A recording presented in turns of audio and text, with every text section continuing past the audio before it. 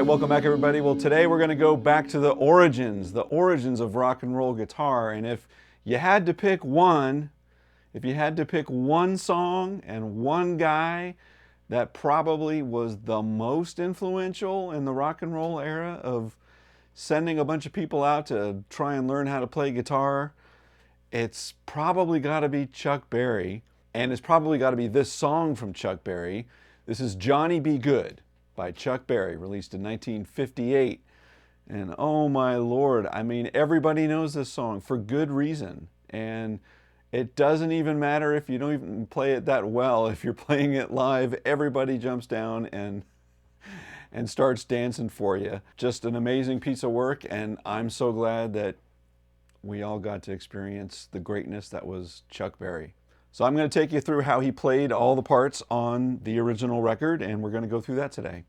So be sure to stay to the end of the lesson, by the way, because I'm going to show you that Chuck Berry may not have totally been 100% original with this riff that we all know so well, and I'm going to show you where you can find that out.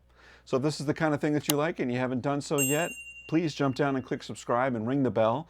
Bell lets you know when I drop new content. I do that every week. All my videos have chapters in them, so you can jump right to the part of the lesson that you want to see and bypass what you don't. And if you're looking for other ways to support the channel, I really appreciate that. There's thanks, which is just like throwing a tip in the tip jar. Or even better, you can join my Patreon, where I've got chord charts and tabs for all the lessons I do on YouTube, just like this one. Links in the description, so check it out. All right, so Chuck Berry and Johnny Be Good. Wow, okay. So this is one of those things where everybody sort of knows the, the Chuck Berry riff, and you sort of know the beginning of it, how it goes, right? And then you just sort of take off from there. If you sort of know the minor pentatonic box or the major pentatonic box, you just sort of go off. And I never really sat down and actually worked out what was happening on this song on the record, like what actually was the riff that he played and the leads that he played. And so that's what we're going to go through here today. Okay, so the song is in B flat, standard tuning. And so the rhythm guitar, I'll just start with that. The rhythm guitar is super simple. And it's just fast is what it is, right? So it's basically just a 1-4-5 progression from a B flat. And you're just playing root fifth. The root note and the fifth note from that, right? So your B flat is either here, and you're doing the rock and roll chug, right? Or you can do it down here, it's a bigger stretch, right? But I think it's probably easiest up here. And when you listen to how Chuck's playing it, it's very much downstroke. And I looked at some video of him playing, at least in the early days, It's easier if you sort of go back and forth. But when you listen to it, he's very much, it's just dot, dot, dot, dot, dot, dot, dot, dot, as far as I can tell. So your 1 chord is your B flat, your 4 chord is your E flat, your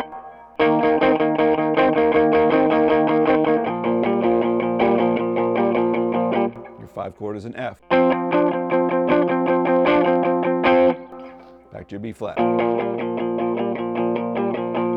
Okay. So there's only one time that Chuck Berry will play that 1-4-5 progression in this way, right? Where you go to your 1, then you go to your 4, back to your 1, 5, down to 4. He only plays it where you go down to the 4 from your 5. That's only in the beginning of the song. Every other time he plays it, he never goes back to the 4. It's just staying on that 5. 1. Most of the time he's up here playing at those intervals. When you get to the guitar solo, that's when he starts going down and he plays his F down here. So if you really want to get down to like exactly what he's doing, he's going down to the F during the guitar solo when he hits the 5 chord, and then I think every time from there on out to the song. When he goes to the 5 chord, it's the low F.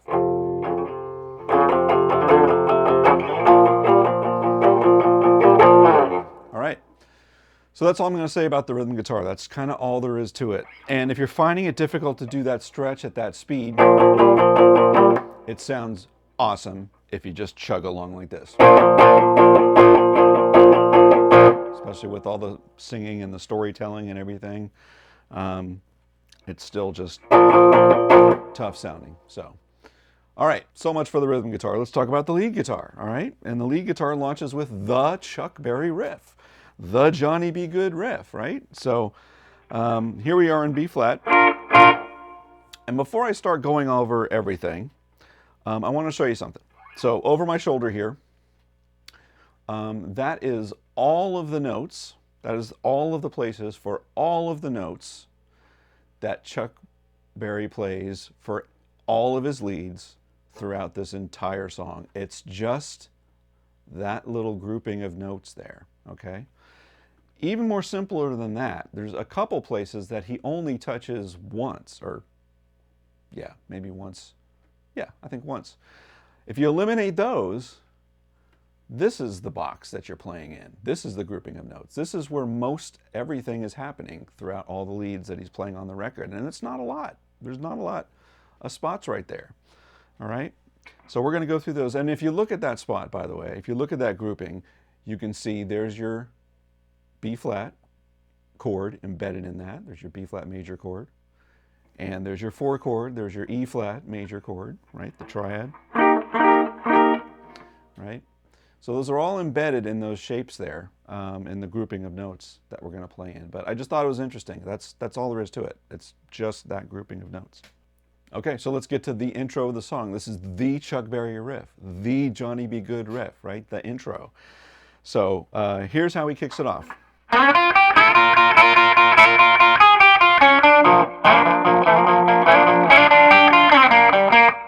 Okay, that's the first half of it. Let me just break that down a little bit.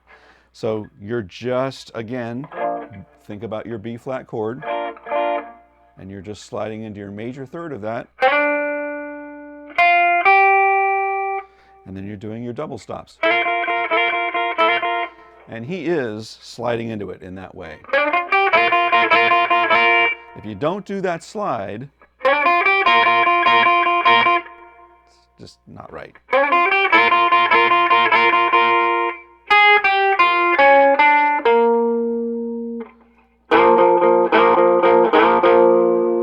Love that, just coming down to the bottom of the chord. That's all playing around this B flat major chord, right? For a second, he hits that 7th, right?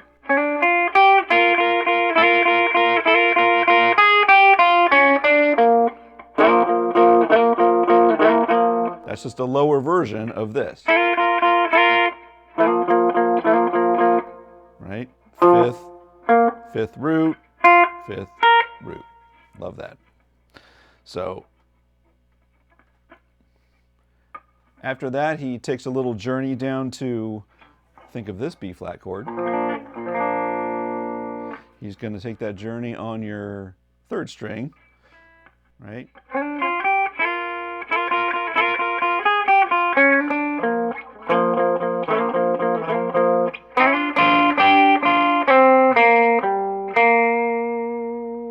Just a very smooth way to move from this B flat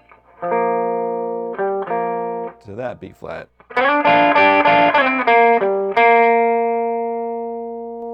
Okay, that part again.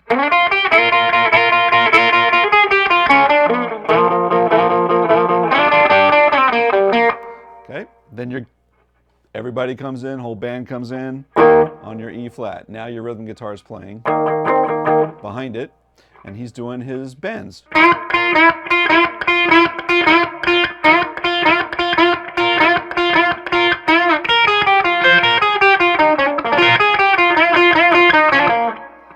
Okay, that's all there is to that riff. So you're doing your bends to your F note there.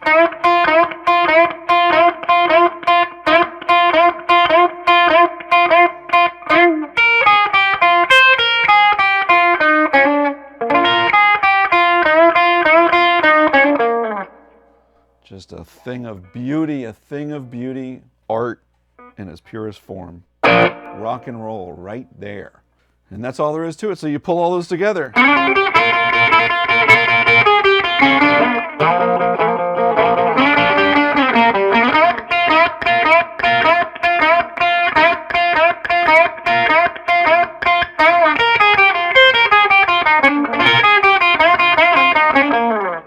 Love that. That one little sweep.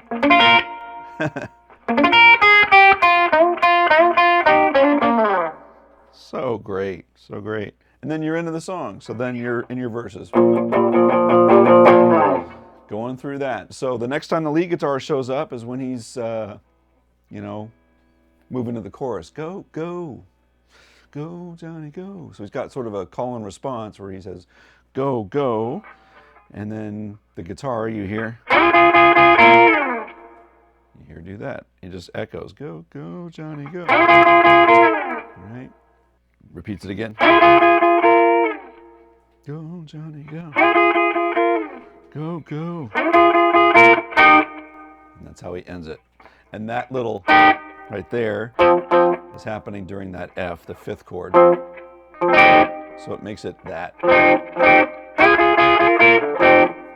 Johnny, be good. Verse 2, go around again.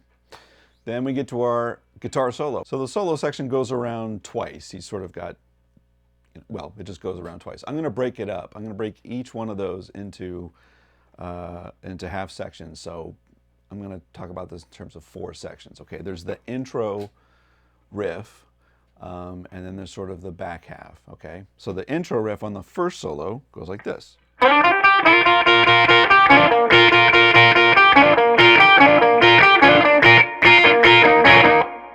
Right?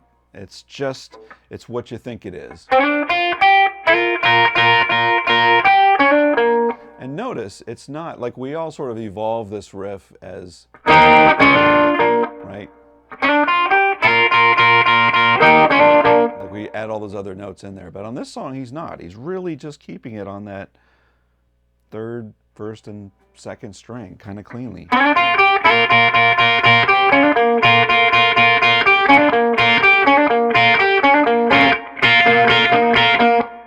That's how he ends it. So that's the first half.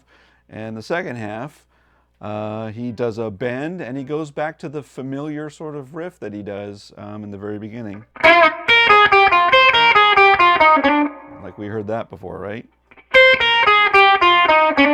It's very much just like the intro riff, but here we go again.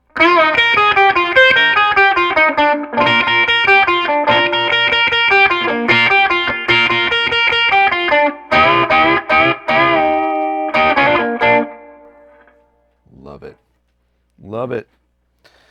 And yeah, so once he plays that little riff that we were familiar with, he's then just sort of playing around this note. He just keeps coming back to it.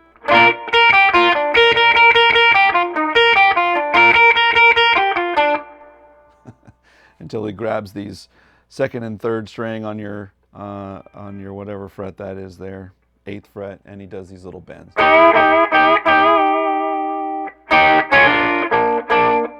Little double stop. And that's how he ends that. So that whole first half of the solo together.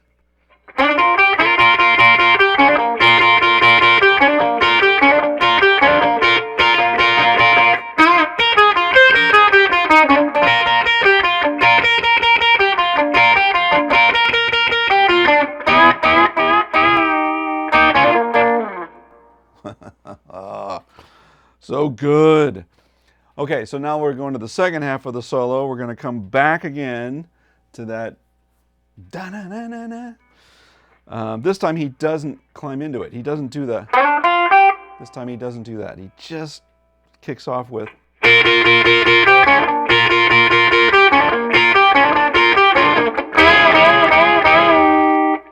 Right?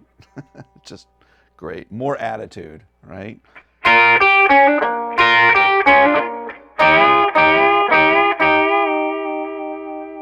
And then we're going to go to our back half of the second part, and it goes like this.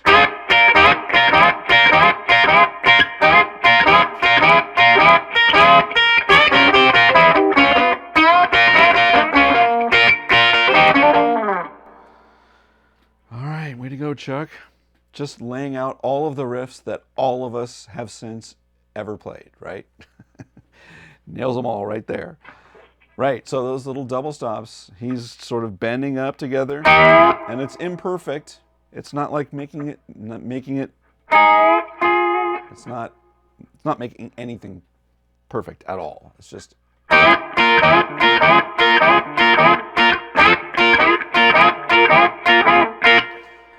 very much palm muting, you know, keeping those notes or lifting off, or both, lifting off of your left hand. You're just keeping those notes very short.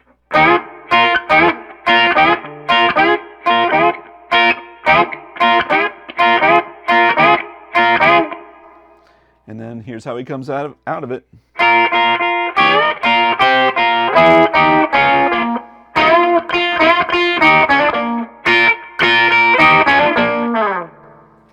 Okay, so that whole second half together. Oh,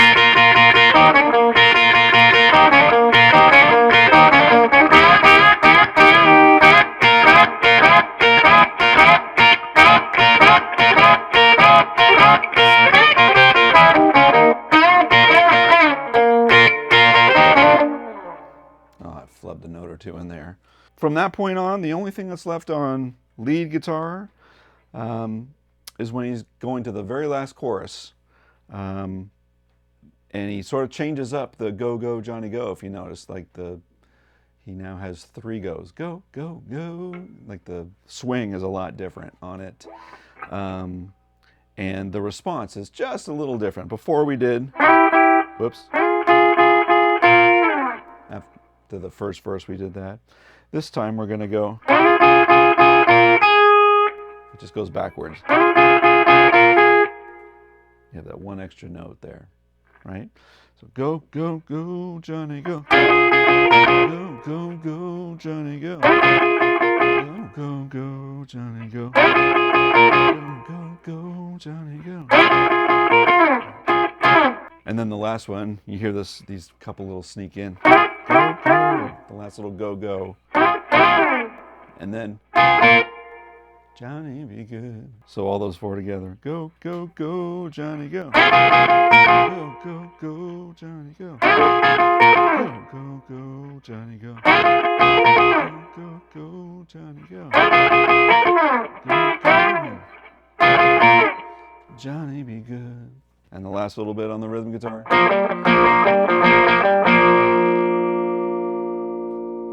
That's how he ends that. All right, so I wanted to give credit. There's a great piece of work out there, some video sleuthing by a fellow YouTuber that I like a lot, Mark Zabel, I think that's how you say his name. He did a great video on sort of the origin of the Chuck Berry riff, or the Johnny B. Goode riff. I'm not going to go into it because he tells the whole story and he did all the work and he deserves all the credit. And here is a link to his video if you want to learn more about that. But fascinating. Chuck definitely put his thing and did his thing with it, but you listen to that and you're like, wow, he heard that somewhere before. All right, so that was Chuck Berry and Johnny B. Goode, and I hope you learned something new today. So if this is the kind of thing you like and you haven't done so yet, please jump down and click subscribe. It helps me out. Ring the bell. The bell will tell you when I drop new content, which I do every single week. Let me know in the comments what you thought about this, and if there's another song you want me to take on and do a lesson similar, let me know what that is too. But until then, take care, everybody.